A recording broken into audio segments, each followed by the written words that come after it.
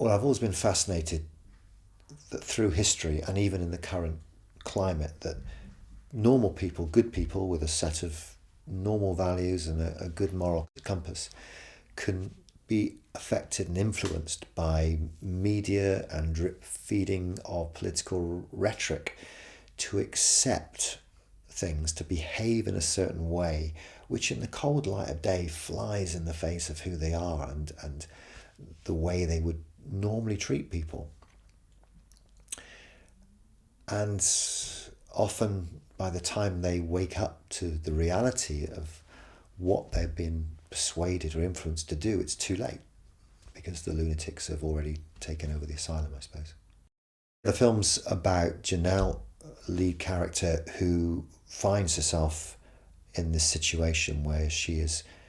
compelled to take part in this ridiculous event and doesn't accept it, whereas all the people around her do. And it's about her voice and her influence on my character in the film to question his acceptance of this normality,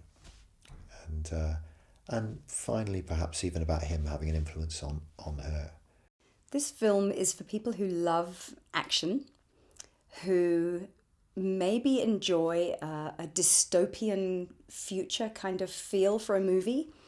and for people who like a bit of rebellion. I think that women will love my character Janelle because